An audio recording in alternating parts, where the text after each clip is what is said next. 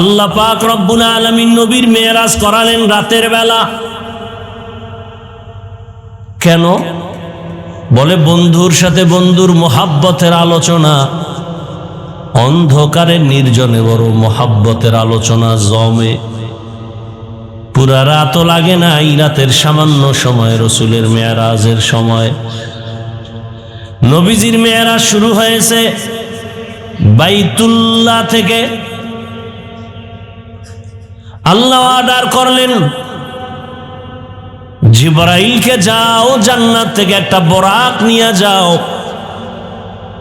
রহমতের নবীকে দাওয়াত দিয়া বোরাকে নিয়ে আসো। হোয়া হুকুম जिब्राइल को युशिताब बोराके के जन्नत से कर इंतखाब सजा उसको जेवर से तू ताबा पा फिर उसको तू काबा में ले करके जा। जिब्राइल अमीन जन्नत থেকে একটা বোরাক নিয়া বাইতুল্লাহ হাজির হয়ে গেলেন। বোরাকটা বাইতুল্লাহর মধ্যে রাইখা রাতের গভীর রহমতের নবী ঘুমান। নবীজির আদত এশান নামাজ পড়েই নবী ঘুমায় যান, দুনিয়াবি কথা কারোর সাথে হয় না। আবার রাতের শেষ ভাগে নবী সজাগ হয়ে আবার ইবাদতে মশগুল হয়ে যান।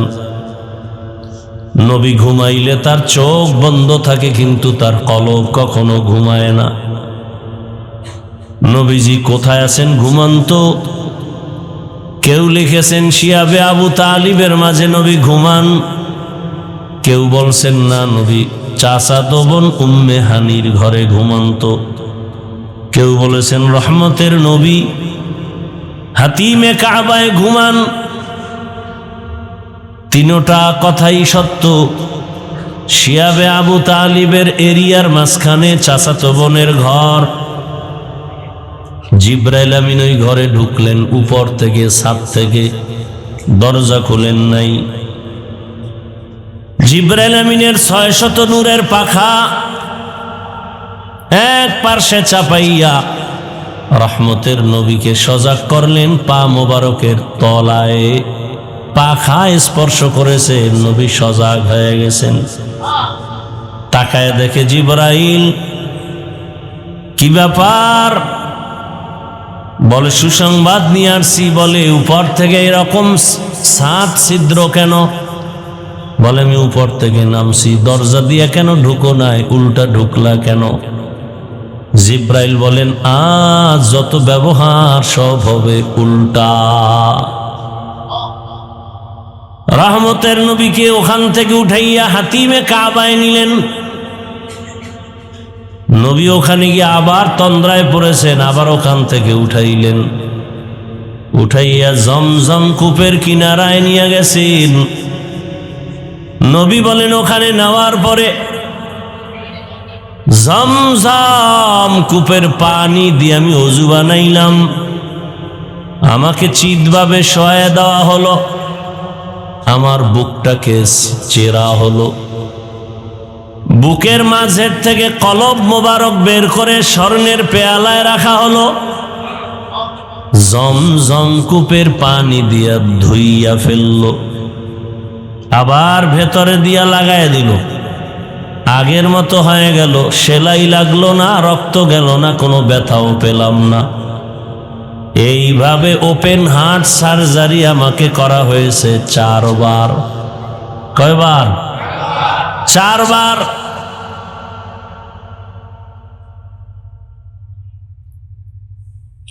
ভেতর থেকে কলব বের করছে, আবার লাগায় দিছে। কোনো সেরা ফারা অস্ত্র লাগে নাই, সেলাই লাগে নাই, ব্যথাও পাই নাই, রক্তপাত হয় নাই। জমজমের পানি দিয়ে ওযু বানায়া 2 রাকাত নামাজ আদায় করলাম। সফর করার সুন্নত তরিকার নিয়ম শিখায় দিলেন। বান্দা তুমি সফরে যাইবা, ওযু বানায় 2 রাকাত নামাজ আদায় করে নিরাপদের জন্য দোয়া করো। ওয়ান নাজমা ওয়াশ শাজারা ইয়াসজুদান وفضل زمانا على زمان كما فضل مكانا على مكان وإنسانا على إنسان ونشهد أن لا إله إلا الله وحده لا شريك له لا ضد له ولا ند له ولا مثل له ونشهد أن سيدنا ومولانا محمدا عبده ورسوله اللهم صل على محمد النبي الأمي وعلى آله وسلم تسليما وبعد فأعوذ بالله من الشيطان الرجيم بسم الله الرحمن الرحيم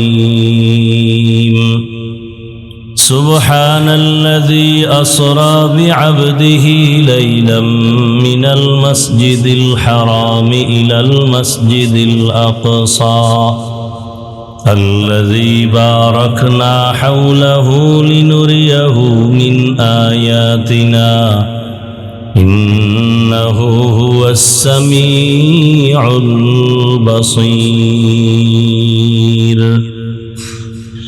وقال النبي صلى الله عليه وآله وسلم كل أمتي يدخلون الجنة إلا من أبى قيل من أبى قال من أطاعني دخل الجنة ومن عصاني فقد أبى صدق الله مولانا العظيم وصدق رسوله النبي الأمي الكريم ونحن على ذلك من الشاهدين والشاكرين والذاكرين والحمد لله رب العالمين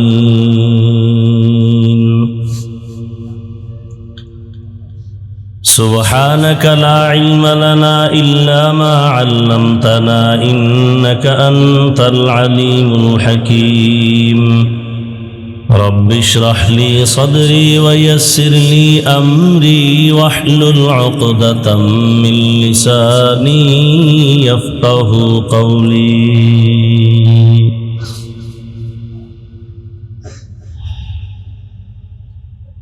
मोमिन जो फिदा नक्श कफे पाए नबी हो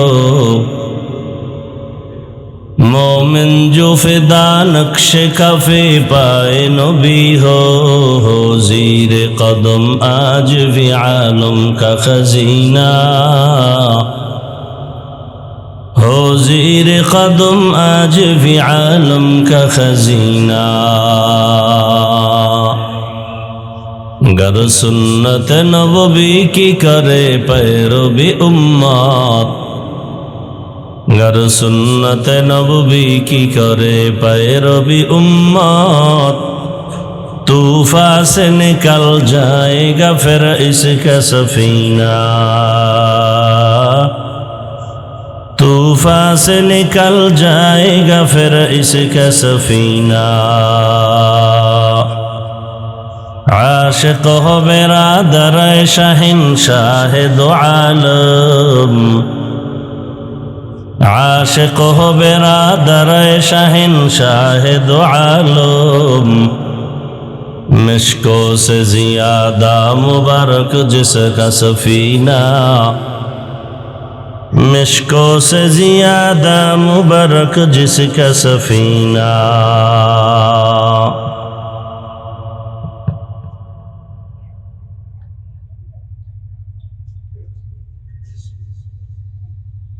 দুই নং জগৎপুর তালুকপাড়া সকল কবরবাসীদের রুহের মাগফিরাতের উদ্দেশ্যে আজকের এই তাফসীরুল কোরআন মাহফিল 2 দিন ব্যাপী তাফসীরুল কোরআন মাহফিলের আজ প্রথম দিন 23 জানুয়ারি 2026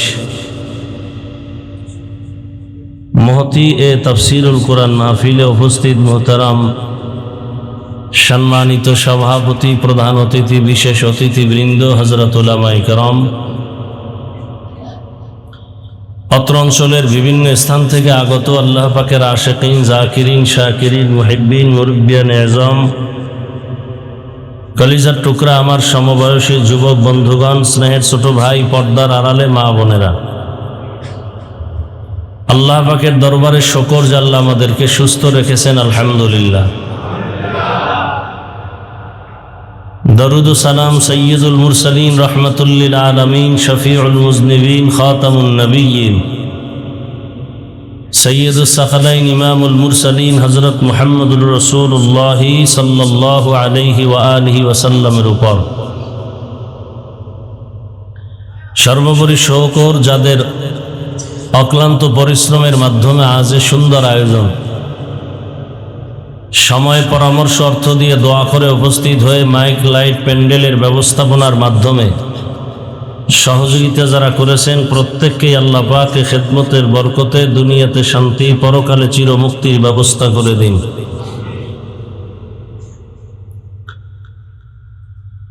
উলামায়ে কেরাম আলোচনা কিছু করেছেন, ধারাবাহিকভাবে আলোচনা চলবে ইনশাআল্লাহ। আজ কাল আল্লাহ পাক কামিয়াবির সাথে মাহফিলকে কবুল করেন। মাহফিলের বরকতে আল্লাহ পাক এলাকায় শান্তির ব্যবস্থা করে দেন। জুমার নামাজ সামনে আমাদের অপেক্ষমান, বড় জামাতে অংশগ্রহণ করা বড় ভাগ্যের বিষয়। বাকি নিজের বাড়ির দরওয়াজার মসজিদ আবার খালি করে যাওয়া যাবে না।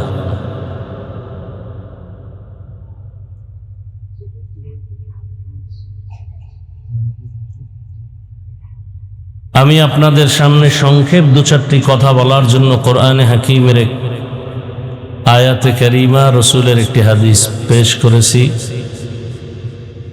ইখলাস রুহানিয়াতের সমন্বয় কিছু কথা সহি তরিকায়, সহি নিয়তে বলার মতো, শুনবার মতো আল্লাহ আমাকে আপনাদের সকলকে তৌফিক দান করেন। সুবহানাল্লাযী আসরা বিআবদিহি লাইলাম মিনাল মাসজিদিল হারামি ইলাল মাসজিদিল আকসা। পবিত্র সত্তা যিনি ভ্রমণ করালেন তার প্রিয় বান্দাকে বাইতুল্লাহ থেকে বাইতুল মাকদিস পর্যন্ত। আল্লাযী বারাকনা হাওলাহু লিনুরিয়াহু মিন আয়াতিনা। যেই বাইতুল মাকদিস আল্লাহর কুদরতের বরকতের দ্বারা বেষ্টিত, যাতে করে অবলোকন করতে পারেন তার প্রিয় বান্দা, ওই আল্লাহ পাকের কুদরতের নিদর্শন। ইন্নাহু হুয়াস সামিউল বাসীর। নিশ্চিত আল্লাহ হলেন শ্রেষ্ঠ শ্রোতা এবং শ্রেষ্ঠ দ্রষ্টা। নবীজি বলেন, কুল্লু উম্মতি ইয়াদখুলুনাল জান্নাতা ইল্লা মান আবা। কিলা মান আবা। সমস্ত উম্মত জান্নাতে যাবে, যারা রসুলকে অস্বীকার করে, মানে না, তারা যাবে না। সাহাবায়ে কেরামদের মধ্য থেকে কেউ প্রশ্ন করলেন, ইয়া রাসূলুল্লাহ, আপনাকে মানে না, তারা কারা? ক্বালা মান আতাআনি দাখালাল জান্নাহ ওয়া মান আসানি ফাকাদ আবা। নবীজি বললেন, যে ব্যক্তি আমার অনুসরণ করবে সে জান্নাতে যাবে, অনুকরণ করবে সে জান্নাতে যাবে। আমান আসানি ফাকাদ আবা, যে আমার বিরোধিতা করবে সে জাহান্নামে যাবে। বর্তমান আরবি মাস রজব চলতেছে, সামনে শাবান, এরপরে রমজান। রজবের অনেক ফজিলত, বিশেষ করে মসজিদে উলামায়ে কেরাম, আইম্মায়ে কেরাম মেরাজের ঘটনা বয়ান করেন। আবার শাবান শুরু হয়ে গেছে, মেরাজের কারণে রজবের কোনো ফজিলত আমরা মনে করি বিষয়টা এমন না, বরং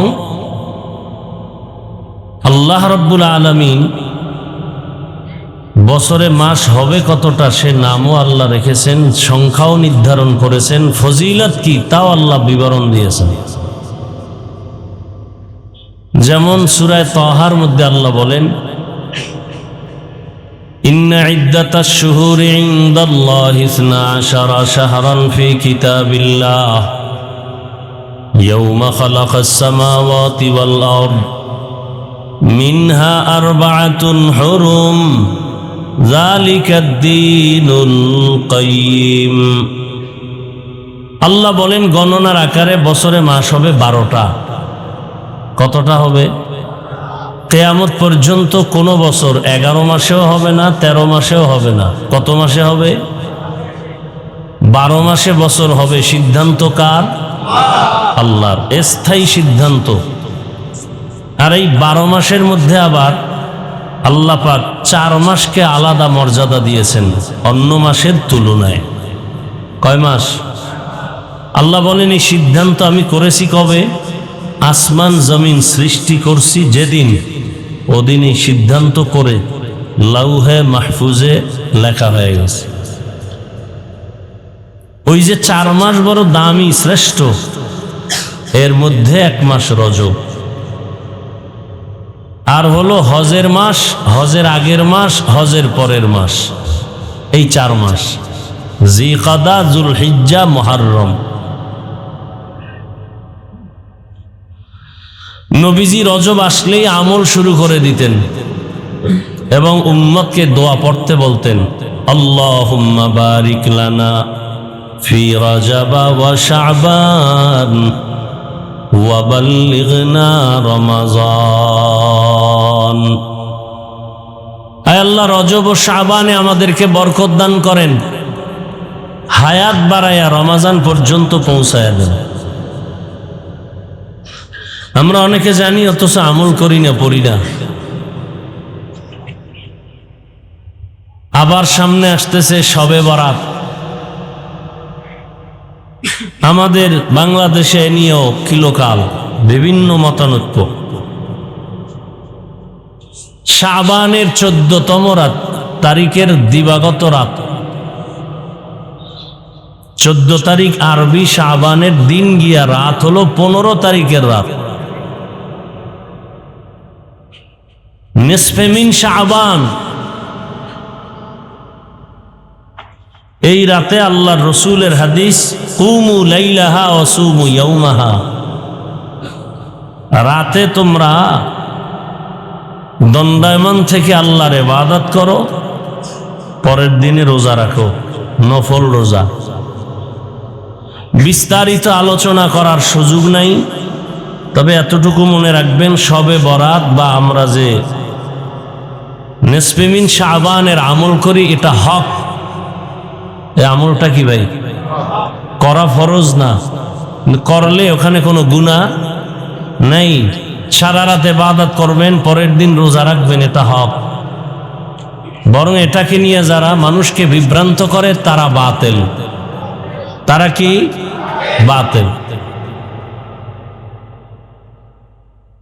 হ্যাঁ, শবে বরাতের নামে যদি কেউ সারা রাত ইবাদত বাদ দিয়া গুনাহ করে, গল্প গুজবে রাত কাটায়, তো সেটা তো সবার কাছেই অপরাধ। সামান্যতম কোনো মানুষের উল্টাপাল্টা চলাফেরা দেখে তো আর মাসআলা ডান বাম হবে না। মাসআলার জায়গায় মাসআলা থাকবে, ফতোয়ার জায়গায় ফতোয়া থাকবে, আমলের জায়গায় আমল থাকবে। আপনি নামাজ পড়েন না, এজন্য নামাজের বয়ান করা যাবে না, এটা তো হতে পারে না। আপনি ঠিকমতো পর্দা করেন না, এর মানে পর্দার বয়ান করা যাবে না, এটা হতে পারে না। এখন তো ইসলাম হাওয়ায় উড়ে, হাওয়ায়। যদি প্রশ্ন করি, ভাই আপনি টুপি পরেন না কেন? বলে টুপির মধ্যেই কি ইসলাম? ভাই আপনি দাড়ি রাখেন না কেন? বলে দাড়ির মধ্যেই কি ইসলাম? ভাই আপনি পর্দা করেন না কেন? বলে পর্দার মধ্যেই কি ইসলাম? মদিনার পোশাক পরেন না কেন? বলে পোশাকের মধ্যে কি ইসলাম? কি বুঝলাম? টুপির মধ্যে ইসলাম নাই, দাড়ির মধ্যে ইসলাম নাই, পোশাকে ইসলাম নাই, পর্দায় ইসলাম নাই, তো ইসলাম কই? বলে হাওয়ায় উড়ে। ইসলাম হাওয়ায় উড়ে। এই চালাকি চলতেছে সমাজে। আপনি যদি জান্নাত পেতে চান, রসুলের আদর্শ সুপারিশ পেয়ে জান্নাত পেতে চান, আপনি নামাজ পড়তে সমস্যা কেন? দাড়ি রাখতে আপনার সমস্যা কেন? আচ্ছা, আপনাদের জেনারেল লাইনে RAB, army, police, BDR, OC, DC, SP দাড়িওয়ালা নামাজি নাই? তাহলে আপনি উল্টাপাল্টা বক্তব্য দেন কেন? দাড়ি না রাখা এক জিনিস, দাড়ি পছন্দ না করা আর এক জিনিস। কেউ যদি দাড়ি না রাখেন, তাকে গালি দেওয়া যাবে না, কারণ তার অন্তরের হালাত বুঝতে হবে। যদি বলে হুজুর দাড়ি রাখতে পারি না, দোয়া করেন, চেষ্টা করব, তাহলে সে দাড়ি না রাখার পরেও সে মুমিন। আর যদি বলে দাড়ি না রাখলে অসুবিধা কি, বেঈমান। কথা বুঝাইতে পারছি? নামাজ পড়ে না, দোয়া করেন, পড়ব, মুমিন। আর যদি বলে নামাজ না পড়লেও দিল পরিষ্কার, নামাজের প্রয়োজন নাই, বেঈমান। কথা বুঝতেছেন তো? তাহলে নামাজ না পড়া আর পছন্দ না করা এক না। কোরআনের মধ্যে ইসলামের রাষ্ট্রনীতি আছে না নাই? আপনি ইসলামের রাজনীতি করেন না, কোনো দ্বন্দ্ব নাই। যদি বলেন পছন্দ করি না, তো বেঈমান। অনেক নামাজ পড়ে না, দাড়ি রাখে না, আমরা গালি দেই না, বুকে লাগাই, হাসি মুখে সালাম দেই, কথা বলি। যদি অবস্থা তার এমন হয় যে সে নামাজ পছন্দ করে না, তার সাথে আর সালামও নাই, কালামও নাই, সে বেঈমান।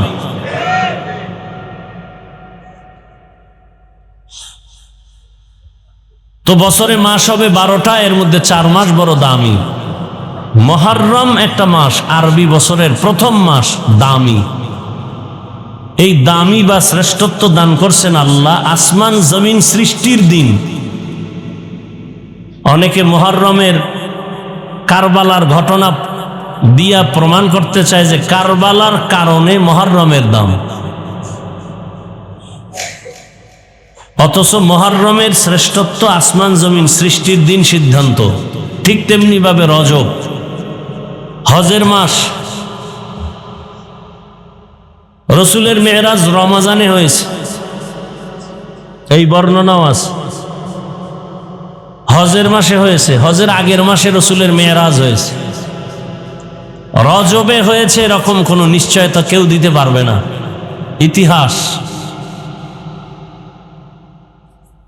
নবী নির্দিষ্ট করে বলেন নাই যে মেরাজ রজবে হয়েছে, তবে মেরাজ হয়েছে এটা ঠিক। এটাকে সন্দেহ করলে সে বেঈমান হয়ে যাবে। এবং মেরাজ হয়েছে রসুলের সশরীরে, স্বপ্নে নয়। ১৫০০ বছর পরে বহু নাস্তিক এখনো এই মেরাজের ঘটনাকে অস্বীকার করে, বলে স্বপ্ন যোগে হয়েছে। ভালো করে বুঝি, সময় কম যেহেতু। মেরাজ কি, মেরাজ কেন, মেরাজ কিভাবে? মেরাজ সম্মানের লাইনে আল্লাহর মোহাব্বতের বন্ধনে উপরে উঠার নাম মেরাজ। উরুশ থেকে মেরাজ। ভালো করে বুঝার চেষ্টা করেন। সম্মানের মানদণ্ডে রবের মোহাব্বতের বন্ধনে উপরে আগায় যাওয়ার নাম, উঠার নাম মেরাজ।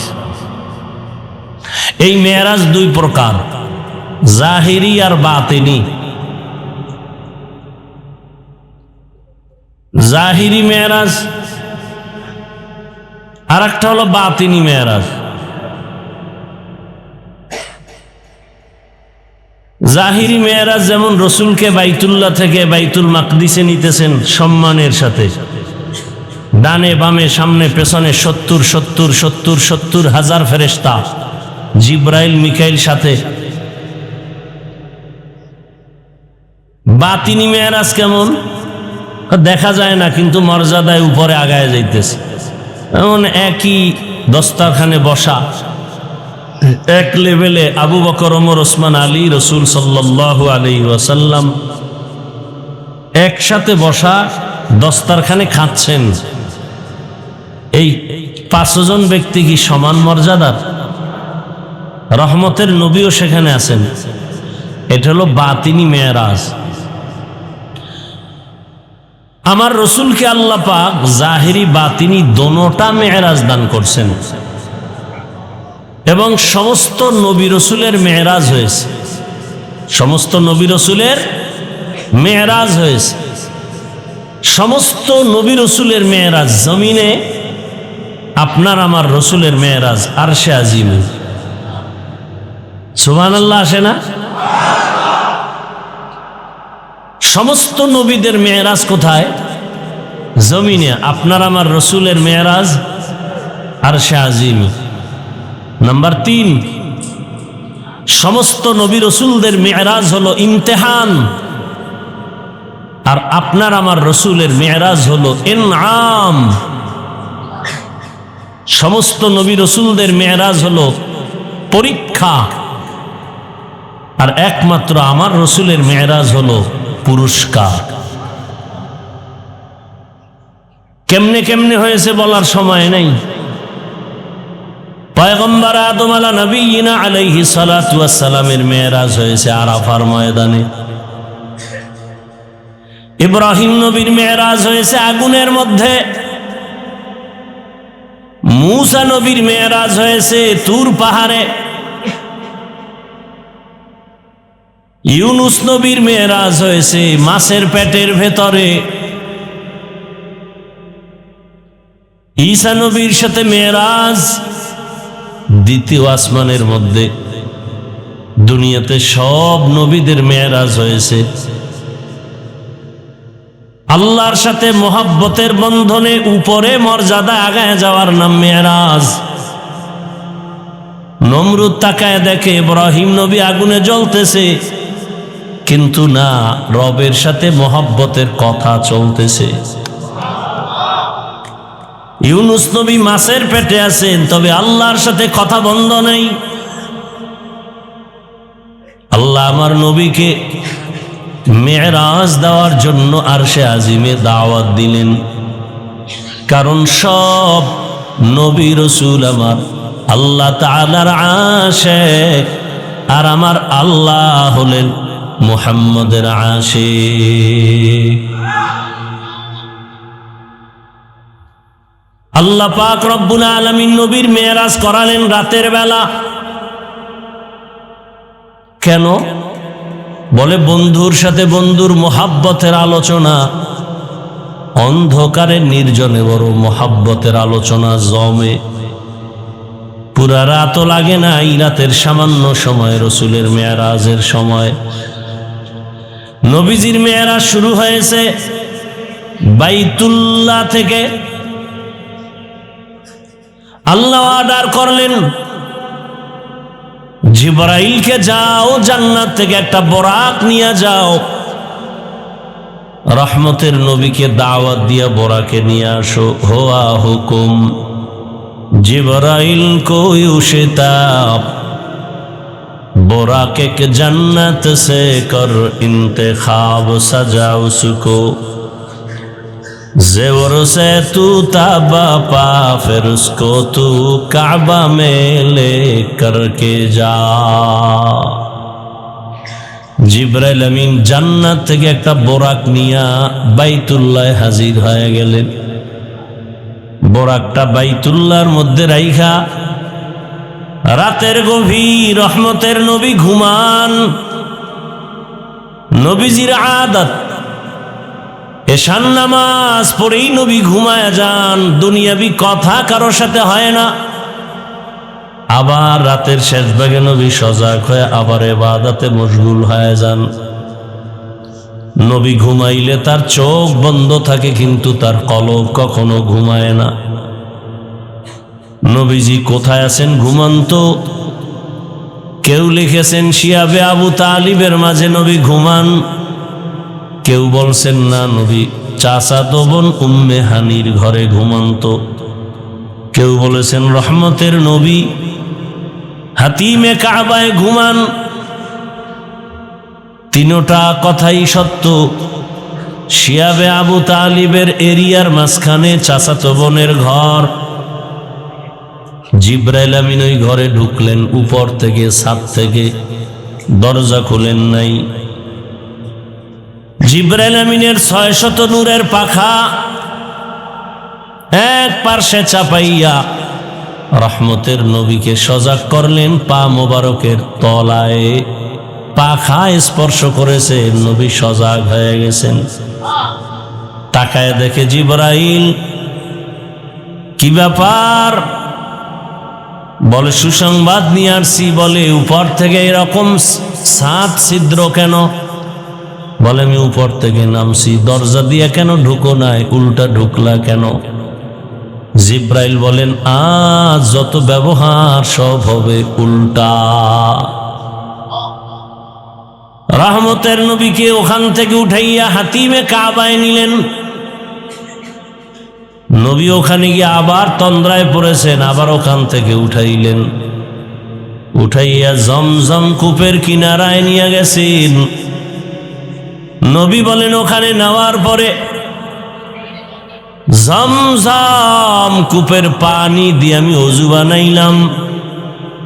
আমাকে চিতভাবে শোয়া দেওয়া হলো, আমার বুকটাকে চেরা হলো।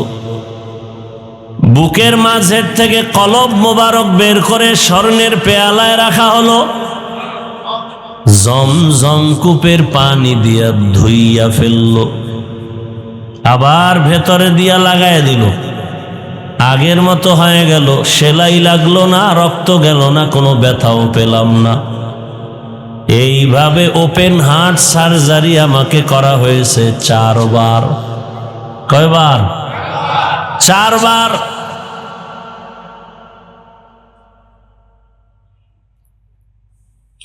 ভেতর থেকে কলব বের করছে, আবার লাগায় দিছে। কোনো সেরাফারা অস্ত্র লাগে নাই, সেলাই লাগে নাই, ব্যথাও পাই নাই, রক্তপাত হয় নাই। জমজমের পানি দিয়ে ওযু বানায়া 2 রাকাত নামাজ আদায় করলাম।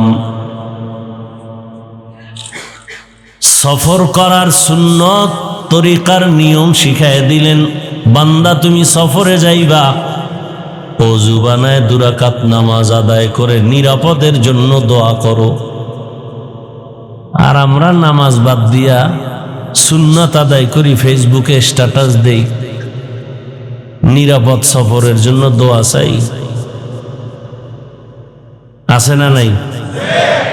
আল্লাহ হেদায়েত দান করো। আল্লাহ যে এদের উপরে খুশি না, এটাই তার প্রমাণ। ভালো মানুষ অল টাইম এই রাস্তায় থাকে না। ওযু করে নামাজ পড়বে, দোয়া করবে, এর বিকল্প যা করবে এটা সুন্নতের খেলাফ। রাসূলের আদর্শ এগুলো না। নবীজি বলেন, জমজমের পানি কেমন যেন আমার কাছে মনে হয় কাউসারের পানি থেকেও দাম।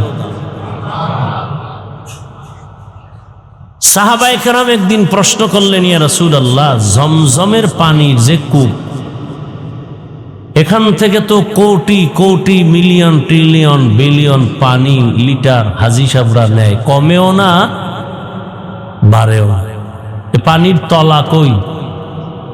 নবীজি বললেন, জমজম কূপের পানির নিচ সম্পর্ক কাউসারের সাথে। এজন্য জমজম কূপের পানি দাঁড়ায় পান করো, কিবলার দিকে ফিরে পান করো। কারণ পানির দ্বারা মানুষের পিপাসা নিবারণ হয়, তবে জমজমের পানির দ্বারা মানুষের ক্ষুধা নিবারণ হয়। পিপাসা তো নিবারণ হবেই, ক্ষুধাও নিবারণ হবে। 25টা উপকার আছে জমজমের পানির মধ্যে। কয়টা? 3 নাম্বার উপকার হলো জমজম রোগের ঔষধ।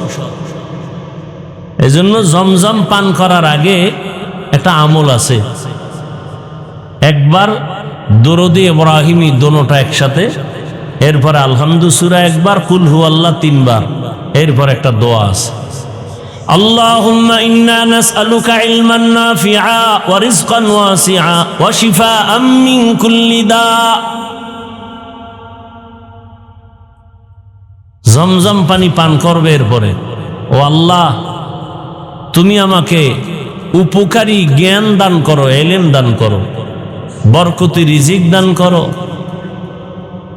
এবং তুমি আমাকে সমস্ত রোগ থেকে পরিচ্ছন্ন আমাকে মুক্ত করো, রোগ মুক্তি করে দাও, পবিত্র বানায় দাও। জমজম পানি এত দামি, পৃথিবীর সমস্ত মানুষ, চিকিৎসা বিজ্ঞানীরা একমত জমজমের মতো বিশুদ্ধ পৃথিবীতে আর কোনো পানি নাই। রহমতের নবী বললেন, নামাজ শেষ, এবার বোরাকি উঠব। বাইতুল্লাহ থেকে বাইতুল মাকদিস 1 মাসের পথ, বোরাকে উঠলাম, এক পলকে বাইতুল মাকদিসে নিয়ে গেল। মাঝখানে আরো ঘটনা হয়েছে। কি? প্রথমে আমি গিয়ে মদিনায় নামছি, ওখানে 2 রাকাত নামাজ পড়ছি, ওখান থেকে বোরাক টান দিছে, পথে আবার বাঁচছে তুর পাহাড়, দেখলাম মুসা নবীর কবর, দেখলাম মুসা নবী কবরে নামাজ আদায় করেন। কি আদায় করেন? প্রশ্ন বড় কঠিন। কবরে নামাজের দরকার কি? নাম্বার 2, কবরের মধ্যে নামাজ পড়ে আবার কিভাবে? কবর তো এমনিই ছোট, কেমনে পড়ে? বিভিন্ন প্রশ্ন। এবার আরেক দল দলীয়ভাবে প্রশ্ন করে, সমস্ত নবীরা কবরে মরা, নামাজ পড়ে কেমনে? আহলে সুন্নাত ওয়াল জামাতের চূড়ান্ত আকীদা, কোনো ভেজাল নাই। সমস্ত নবী রাসূল কবরে অল টাইম, কিয়ামত পর্যন্ত হায়াতুন নবী, জিন্দা। قال النبي صلى الله عليه وآله وسلم الأنبياء أحياء في قبورهم يصلون। সব নবী পয়গম্বর কবরে জিন্দা, সবাই নামাজ আদায় করেন। আল্লাহ কোরআনে বলেন, ওয়াহুম ইউরযাকুন। আম্বিয়া কিরামদের কবরে আল্লাহ খানা দেন। খানা কি দেন? কি রুটি না ভাত? কত প্রশ্ন। কোরআনে বলেন, আমি আল্লাহ এদেরকে রিজিক দেই। আওলাদে রসুল হুসাইন আহমদ মদনী রহমতুল্লাহ আলাইহি রওজায়ে পাকের পাশে বসে হাজারো ছাত্রদের হাদিস পড়াচ্ছেন। ছাত্রগুলো সেই দামি আল্লাহওয়ালা, একটাও মোবাইলওয়ালা। আর এখন ছাত্র সব মোবাইলওয়ালা। যেই প্রতিষ্ঠানে মোবাইল চালাতে দেবে না, সে প্রতিষ্ঠানে ছাত্র পাওয়া যায় না। আগে গিয়া দেখবে এখানে কি মোবাইলের কোনো টাইট কোনো নিয়ম আছে কিনা, থাকলে এখানে ভর্তি হবে না। বড় আফসোস। আর সে ছাত্র কত আল্লাহওয়ালা, যখন এই হাদিসটা আওলাদে রসুল পড়ালেন যে নবীরা কবরে জিন্দা, হায়াতুন নবী, বলে এটা কেমনে? আবার নামাজও পড়ে, বলে কেমনে? ছাত্ররা প্রশ্ন করা মাত্র আওলাদে রসুল বললেন, যিনি হাদিস বলছেন তিনি তো রওজায় আছে, তাকে জিজ্ঞাসা করো।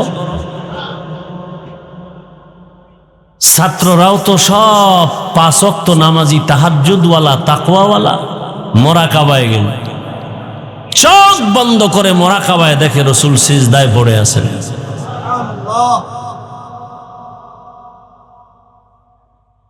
কেমন আওলাদে রসুল? মদনী রহমতুল্লাহ আলাইহি। এইটা বন্ধ করতে বলছি না?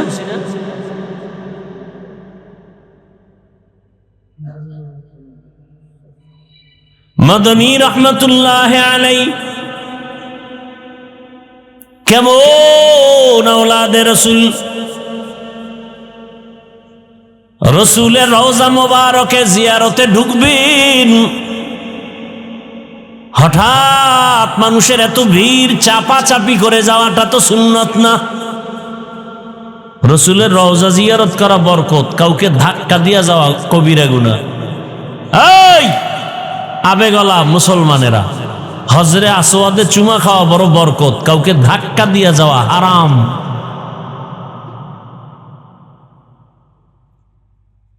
সুন্নাত আদায় করতে গিয়ে হারাম গুনায় লিপ্ত হওয়া যাবে না। আল্লাহ হেদায়েতের দৌলত দান করেন। আওলাদে রসুল দেখলেন যে ধাক্কা দিয়ে যাওয়ার দরকার নাই, আরো পিছনে চলে আসলেন। মদিনাতুল মুনাব্বারা রওজা আতহার থেকে একটু দূরে গিয়া চুপ করে একটা নির্জন জায়গায় বসে চোখ বন্ধ করে মোরাকাবার হালাতে রসুলকে সালাম দিলেন। রসুলের রওজা থেকে আওয়াজ আসতেছে যে আমার আওলাদ, তুমি কাছে এসে যা পাইতা দূরে বসে তা পেয়ে গেছো।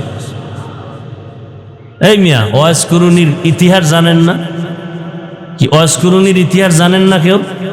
রসুলকে দেখে নাই কিন্তু রসুলের বরকত পাইছে না পায় নাই? হ্যাঁ, আপনি দাড়ি কেটে যদি মদিনায় যাইয়া রসুলের রওজার পাশে আজীবন ঘুমান, কি সব হবে আপনার? 24 ঘন্টা আমল নামায় কবিরা গুনাহ লেখা হয় অল টাইম। 24 ঘন্টার প্রতিটি মুহূর্ত কবিরা গুনাহ। 1 সেকেন্ডের জন্য গুনাহ লেখা বন্ধ হবে না যতদিন তওবা না করবেন। আপনি সুদের টাকায় ব্যবসা করেন, মক্কার ভিতরে গিয়ে আপনি সেজদায় পড়লেন, লাভ কি যদি তওবা না করেন? হ্যাঁ, আর যদি আপনি রসুলের সুন্নত ভালো করে আমল করেন, এখানে থেকে গরিব মানুষ যদি মদিনায় যেতে নাও পারেন, আল্লাহ পাক কুদরতের দ্বারা রসুলকে ঘুমের ঘরে দেখায় দিন। কি আল্লাহ পারেন না? আসল কি মক্কা মদিনা না সুন্নত? সুন্নত। সুন্নতের আমল করেন, এর বিকল্প কিচ্ছু নাই, কোনো চালাকি চলবে না। ওই যে আওলাদে রসুলের কথা এতবার বলতেছি, তিনি বাংলাদেশে আসছেন, বিশেষ করে সিলেটে আর চট্টগ্রামে বেশি সময় দিতেন।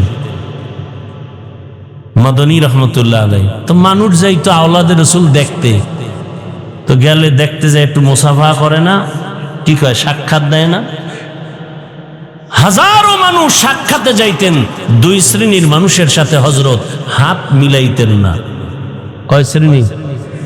1 শ্রেণী যারা দাড়ি কাটে ছাটে, এদেরকে বলতেন, এই দুশমনে রসুল, রসুলের কলিজায় আঘাত করো, আবার সুন্নাত আদায়ের জন্য পাগল কেন? রসুলের দুশমনের হাতে আমি হাত মিলাই না, যাও। আওলাদে রসুল তো, রসুলের আওলাদ তো। আর 1 শ্রেণীর মানুষের সাথে হাত মিলাইতেন না, যারা সাহাবায়ে কেরামের বিরোধিতা করে, এরাও রসুলের দুশমন। এরা কি? সাহাবায়ে কেরামের বিরুদ্ধে যারা ইশারা ইঙ্গিতে অন্তরে কোনো ধারণা রাখবে খারাপ, বলবে খারাপ, এরা সম্পূর্ণ বাতেল, ভণ্ড। এদের যারা বাতেল বলবে না, তারাও বাতেল। এই 2 শ্রেণীর ব্যক্তিদের সাথে আওলাদে রসুল হাত মিলাইতেন না। ও উম্মত, রসুলের আশেক দাড়িবিহীন অবস্থায় রসুলের সামনে কিভাবে দাঁড়াবে? রসুল কি লজ্জা পাবেন না?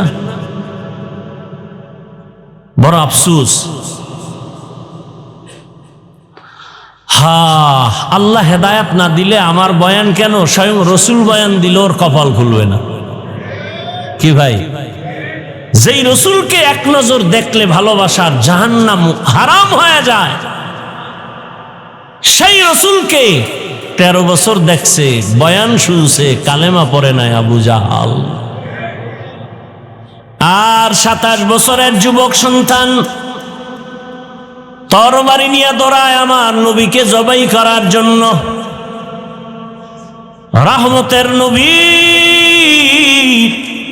চেহারা মোবারক দেখা মাত্র তরবারি ফেলে ক্ষমা চায় আর বলে, রহমতের নবী বেয়াদবি ক্ষমা করে আমাকে মুসলমান বানায় দেন। তরবারি ফালায় কালেমাওয়ালা হয়ে গেল 27 বছরের যুবক। নাম কি? এর নাম কপাল। কপাল যদি নষ্ট হয়, রসুলের বয়ানেও কপালে কালেমা আসে না। আর কপাল যদি খুলে যায়, নবীজিকে জবাই করতে গিয়াও কালেমাওয়ালা হয়ে যায়। কপাল যদি খুলে এক কথায় বান্দার হেদায়েতের দরজা খুলবে, আর কপাল খারাপ হলে হাজারো বয়ান শুনবে, এক বয়ানও তার সিনার মধ্যে ঢুকবে না। বলবে হুজুরেরা তো এরমই কয়, বয়ানের ফলাফল কি? হুজুরেরা তো এমনই কয়। বাদ দাও, হুজুরদের বয়ান হুজুরদা করবে, আমাদের চলা আমরা চলব। আমি তো প্রায় মাহফিলে ইদানিং বলি, আমাদের ওলামায়ে কেরাম যদি মাঠে ময়দানে কথা না বলতেন, সোনার বাংলাদেশটা বেশ্যাখানা হয়ে যেত বহু আগে। দেখেন না, এত বয়ানের পরেও তসবিহ গুনতেছে বাঙালিরা। আসবে কবে সেই ভোটের আগের রাত, টাকায় বিক্রি হয়ে যাব কুত্তার মতো। বাজারে একটা মুরগি কিনতে গেলে লাগবে ভালো মানের 1000 টাকার মতো, ভালো মানের একটা ছাগল কিনলে লাগবে 20,000 টাকা, ভালো মানের একটা গরু কিনলে লাগবে 1 লাখ। সোনার বাংলার আশরাফুল মখলুকেরা বিক্রি হবে ভোটের আগের রাতে বাজার দরে 500 টাকা। তার মানে ছাগলের দামেও নাই, ও ছাগলের চেয়েও খারাপ, ও গরুর চেয়ে খারাপ, ও শুকর চেয়ে খারাপ, ও কুকুর চেয়েও খারাপ। টাকায় কুকুর বিক্রি হয়, পশু বিক্রি হয়, অমানুষ বিক্রি হয়, মানুষ টাকায় বিক্রি হতে পারে না। যারা টাকায় বিক্রি হবে ভোটের আগের রাত্রে, ওরা মানুষ না, ওরা অমানুষ। আল্লাহ কোরআনে কি বলছেন?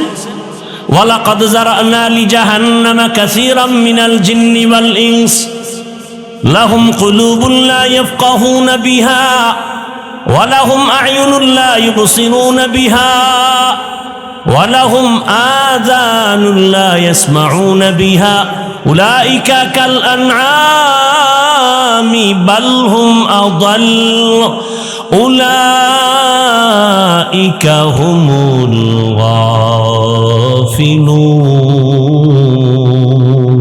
গাফিলুন। অধিকাংশ মানুষ জাহান্নামে যাবে। কেন? আমি আল্লাহ তাদের এক কলব দিলাম গবেষণা করার জন্য। গবেষণা করবে, এই ছোট্ট একটা প্যান্ডেল টানাইতে কত খুঁটি লাগলো, আর এত বিশাল 7টা আসমান এত সুন্দরভাবে টানায় রাখলেন, একটা খুঁটিও নাই, উপর থেকে রশির কোনো টানাও নাই। কে করছেন? যারা মানুষ তারা গবেষণা করে মালিকের কাছে মাথা নত করবে যে না, এই মালিকের সাথে বেঈমানি করা যাবে না। মালিকের দেয়া সূর্যের আলো, আল্লাহর দেয়া চাঁদের আলো, আল্লাহর দেয়া বাতাস ভোগ করি, আল্লাহর দেয়া পানি, আল্লাহর দেয়া জমিনের ফসল খাই, গাছের ফল খাই, আল্লাহর দেয়া নদীর মাছ খাই, সব আমার আল্লাহর দেওয়া। খাইয়া কেমনে আমি আবার মানুষের গোলাম হয়ে যাই? আপনারা বলেন তো, মসজিদ থেকে দামি কোনো জায়গা আছে কিনা? তাল মিলায়েন না, বুঝা শুনে বলেন। পৃথিবীতে মসজিদ থেকে দামি জায়গা আর কোনটা বলেন? নাই। সেই মসজিদ এত দামি যে একটা বিড়িখোর বিড়ি নিয়ে গেল, মসজিদের কাছে গিয়ে বিড়ি ফালায় দেয়। এত দামি জায়গা দেখেন না? তো আমি দেখছি মসজিদের সামনে দিয়া রোডের পাশে হিন্দুরা হেঁটে গেল, মহিলারাও মাথায় কাপড় টানে। আমি দেখছি। এমন দামি জায়গার দায়িত্বে কেন সুদখোর আসলো বলো? যেই সুদখোরের আমল নামায় অল টাইম আপন মায়ের সাথে জিনা জিনা জিনার গুনাহ, নাউজুবিল্লাহ আসে না?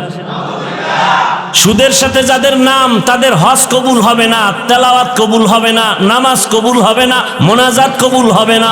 সে মসজিদের দায়িত্বে আসলো কেন? সে তো আসে না, আমরা জনগণ আইনা ফেলছি তাকে, কারণ আমগো নেতা ভোটের আগে আমরা তার কাছে বিক্রি হয়ে গেছি।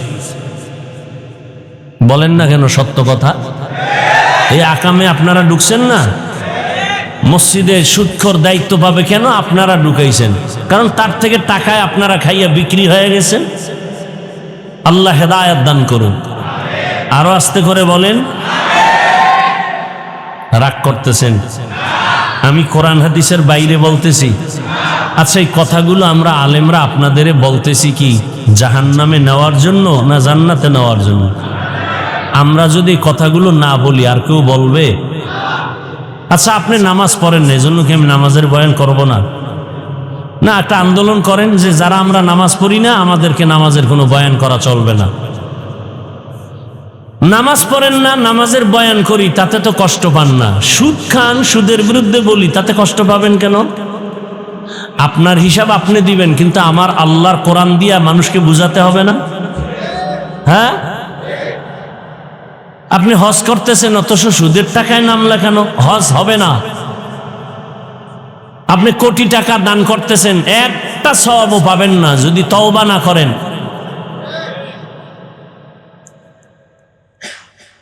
হ্যাঁ, এই জন্যই তো বললাম ইসলাম হাওয়ায় চলে, হাওয়ায়। বাস্তবে ইসলাম নাই বললেই চলে। আবার চাপাবাজি করে নামাজ না পড়লে কি হবে? আমাদের দিল পরিষ্কার। কত বড় বেপরোয়া আল্লাহর দুশ্মন। আল্লাহর ভয় থাকলে এটা বলতে পারে না কখন। আল্লাহ হেদায়েত দান করুন। ও যুবক বাবারা, ভুলে গেছো কয়েকদিনের মাঝেই তোমার লাইনের সেই যুবক রক্তের ফোঁটা জমিনে ফেলে গোটা দুনিয়াটাকে জাগরণ তৈরি করে বলে গেল, টাকায় পশু বিক্রি হয়, টাকায় অমানুষ বিক্রি হয়, আমি হাদি টাকায় বিক্রি হই নাই। আর তুমি রাত্রে আকাম করবা, মোবাইলে এমবি নাই,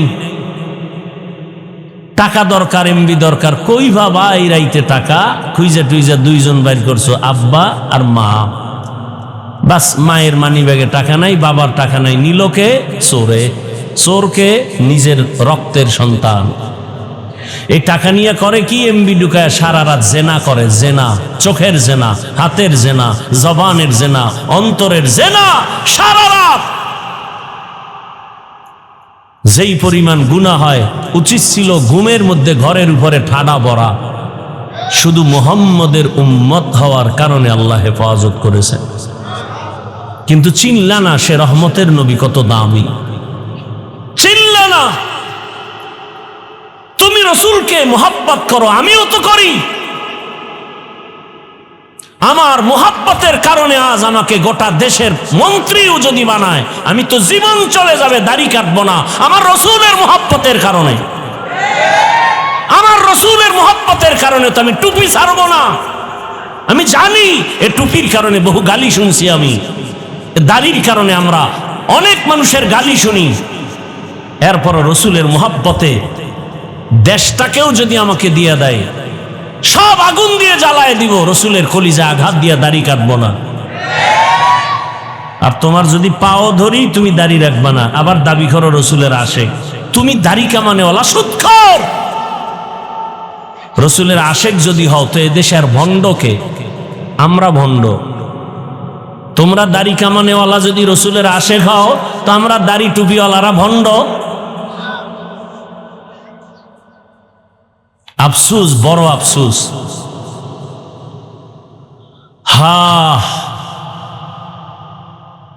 রহমতের নবী বাইতুল মাকদিসে চলে গেলেন, বোরাকটা বাঁধলেন, জিবরাইল আমিন আজান দিলেন। কেন আজানটা নবী দিতে পারলেন না? কয় না না, নবী আজান দিলে তো উম্মতের জন্য আর ঘুমায় থাকার সুযোগ নাই। নবী যদি অর্ডার করেন হাইয়া আলাস সালাহ, নামাজে আসো, বাই ফোর্স অর্ডার, না মানলে কাফের। আল্লাহ তাআলা বান্দাকে বড় আদর করেন, এজন্য আজানটা জিবরাইলকে দিয়া উম্মতের কাফের হওয়া থেকে বাঁচায় দিছেন। নবী ওখানে নামাজে দাঁড়ালেন, সব নবী রাসূল সেখানে হাজির। কোথায়? বাইতুল মাকদিসে। এখন কেউ প্রশ্ন করবে, হাফিজ ভাই মজার একটা পয়েন্ট পাইছি, সব নবী রাসূল বাইতুল মাকদিসে যদি হাজির হতে পারেন, তাহলে আমগো তিতাসে মদিনার নবী কেন আসতে পারেন না?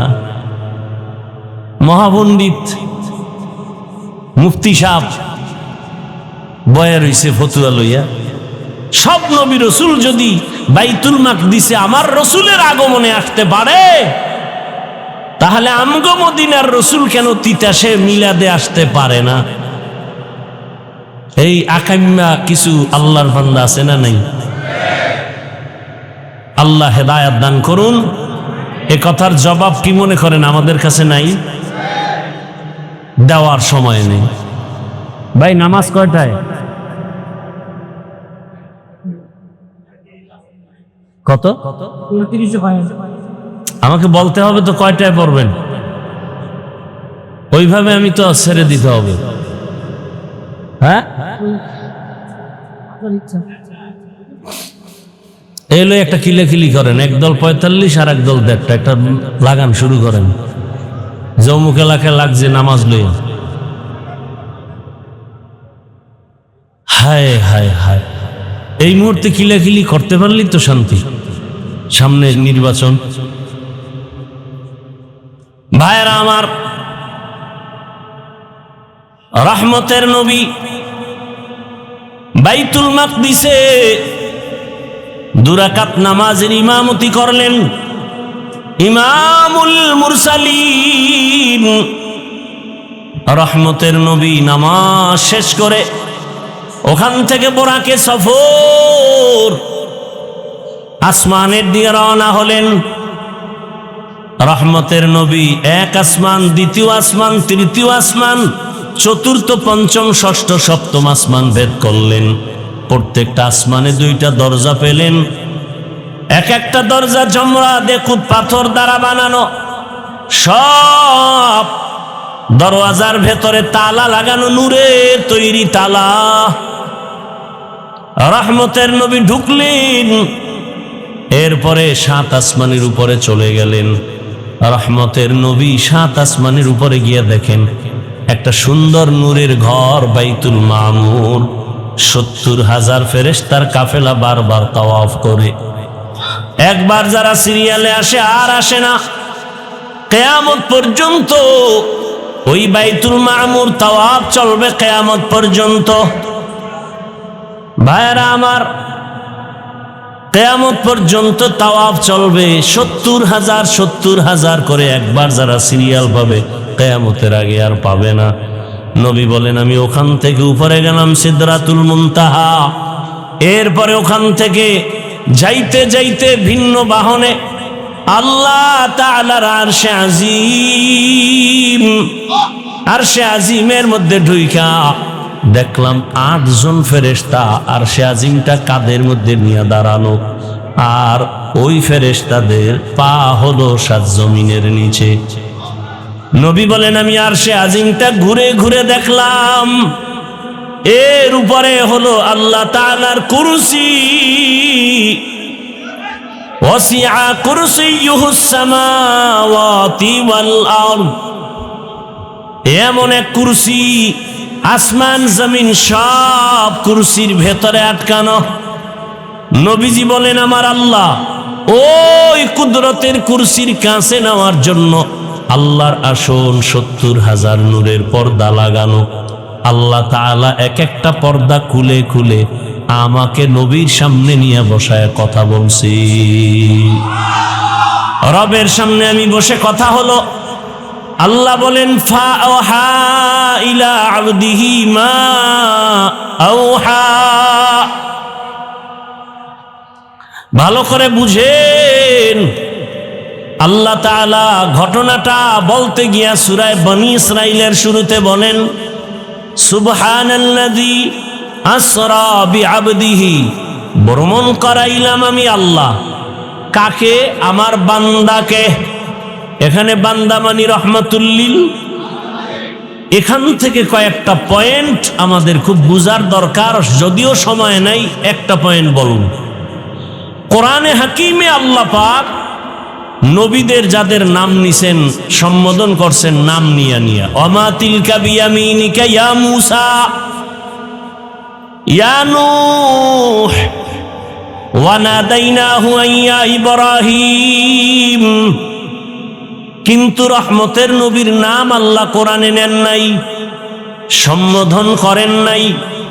বরং আমার রসুলকে আল্লাহ যতবার সম্বোধন করছেন দামি দামি দামি দামি শব্দ বলেছেন, কিন্তু নাম বলেন নাই। ইয়া আইয়ুহাল মুজাম্মিল কুমিল লাইলা ইল্লা কালিলা, ইয়া আইয়ুহাল মুদ্দাসসির কুম ফাআনজির, ইয়াসিন তাহা।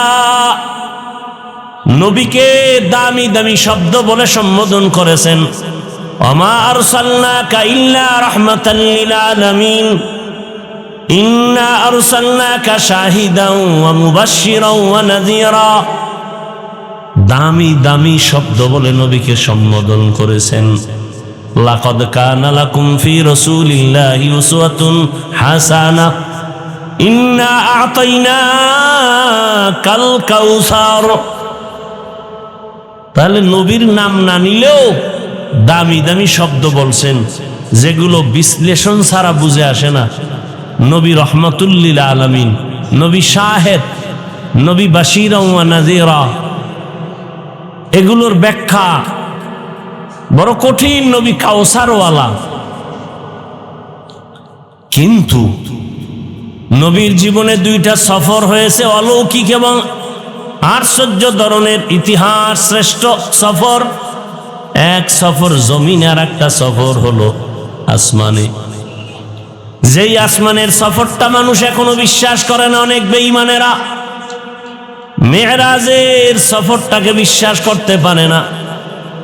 সেই সফরের ঘটনা বর্ণনা করতে গিয়া আল্লাহ পাক নবী দামি দামি কোনো শব্দ বলেন নাই, নরমাল একটা শব্দ বলেছেন, বান্দা। কি বলছেন? বান্দা। এটা কত নরমাল। হিন্দুরাও বান্দা, ইহুদিরাও বান্দা, খ্রিস্টানও আল্লাহর বান্দা, আমরাও বান্দা। আল্লাহ কয় আমার হাবিব তিনিও আমার বান্দা। মেরাজের ঘটনার ক্ষেত্রে আল্লাহ রসুলকে বান্দা শব্দ বললেন কেন? এত নরমাল বললেন কেন? বরং আরো দামি শব্দ বলবেন। নরমাল শব্দ বান্দা বলার 4 কারণ। কয় কারণ? এর 1 নাম্বার কারণ, নবী নিজেকে বান্দা বলে তৃপ্তি পান, খুশি হন। তা রসুলের আশেক তো আমার আল্লাহ, আমার রসুল বান্দা বললে খুশি হন। এজন্য আম্মা জান আয়েশা রাদিয়াল্লাহু আনহা নবীজির ইবাদত দেখে মাঝে মাঝে বলতেন, নবী আপনি এত কষ্ট করে ইবাদত করেন, হাত্তা তারিমা কদামা, আপনার কদম মোবারক ফুলে যায়, কেন এত কষ্ট করেন? আপনার তো গুনাহ নাই। নবী বলেন, আফালা আকুনা আবদান শাকুরা, আমি কি আল্লাহর কৃতজ্ঞ বান্দা হব না? এজন্য বান্দা। শুধু কি তাই? অনেকে বলে বান্দা তো দুনিয়ায়, আর সে আজিমি কি বান্দা? একটু আগে আয়াতটা পড়ছি না, নবী বলেন ফাআওহা ইলা আবদিহি মা আওহা, আল্লাহ বান্দার উপরে ওহী নাজিল করলেন যা করার ছিল। আরো মজার কথা, নবীজিকে আল্লাহ পাক বললেন আপনি আমার বাড়ি আসছেন, কি নিয়ে আসছেন? হাদিয়া।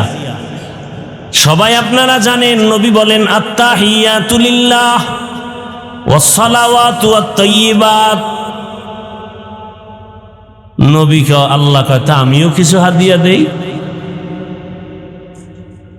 আসসালামু আলাইকা আইয়ুহান নাবিয়্যু ওয়া রাহমাতুল্লাহি ওয়া বারাকাতুহু। নবী কয় তা আমি একা নিব না, আপনার দেওয়াটা উম্মত সহ নেই। আসসালামু আলাইনা ওয়া আলা ইবাদিল্লাহিস সালিহিন। এবার আল্লাহ কয় এই ফেরেশতারা কারবার দেখছো? কহা দেখতেছি। তা সাক্ষী দাও, আমার রসুল আমার সামনে। ফেরেশতারা সাক্ষী দেয়, আশহাদু আল্লা ইলাহা ইল্লাল্লাহু ওয়া আশহাদু আন্না মুহাম্মাদান।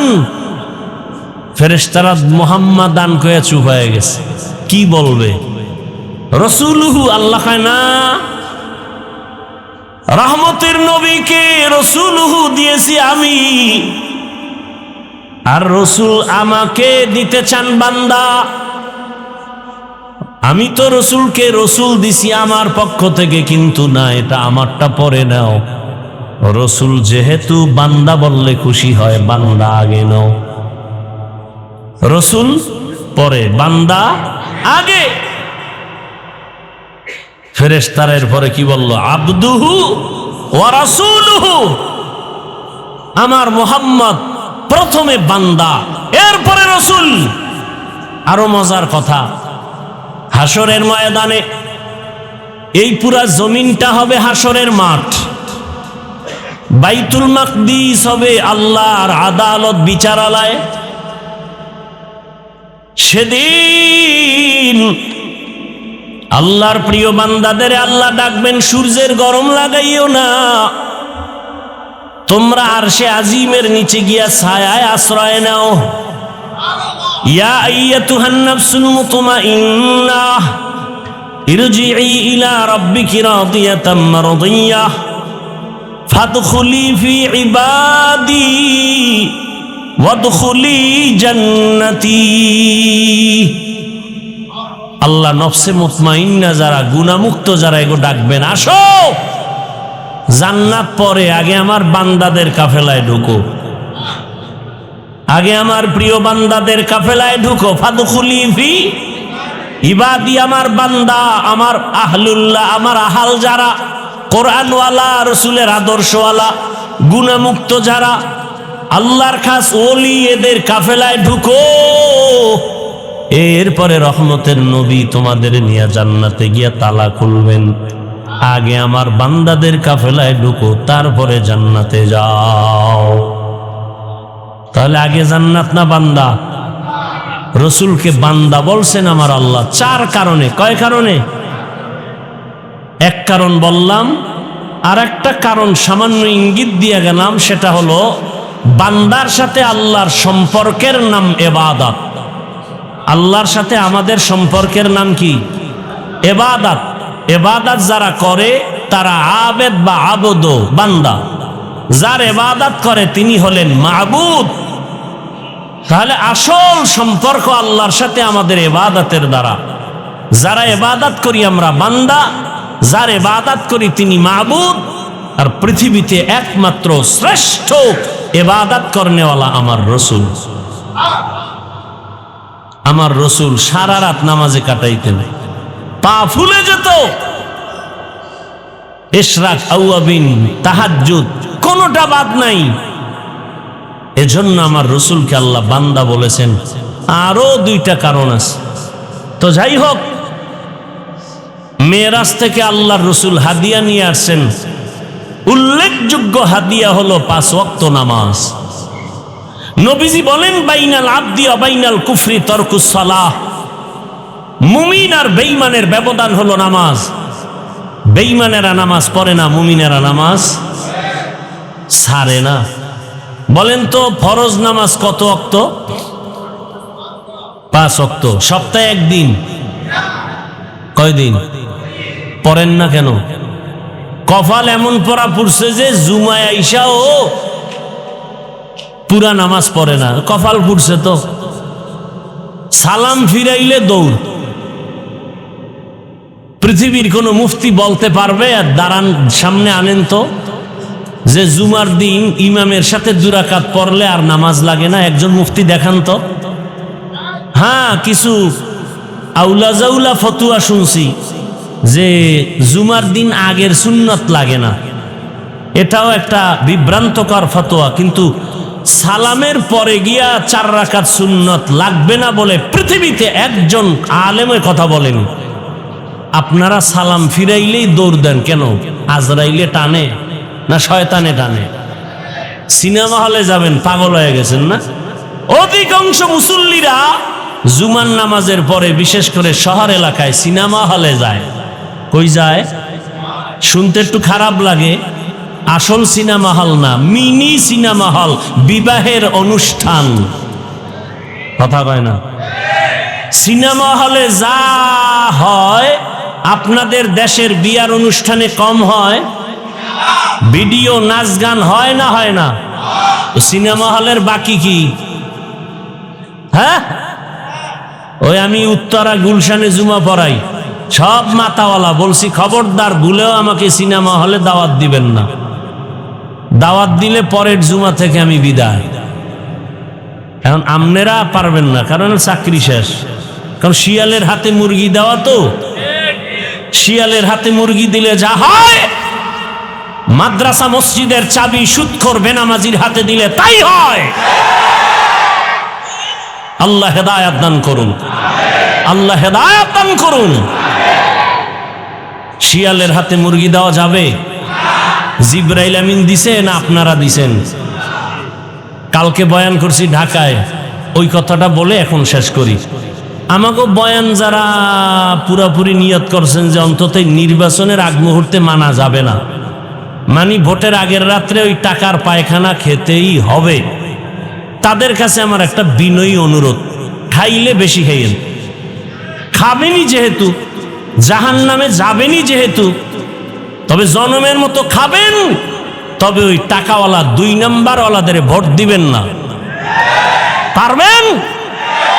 1 নাম্বার মানুষকে ভোট দিবেন, 2 নাম্বার মানুষকে ভোট দিবেন না।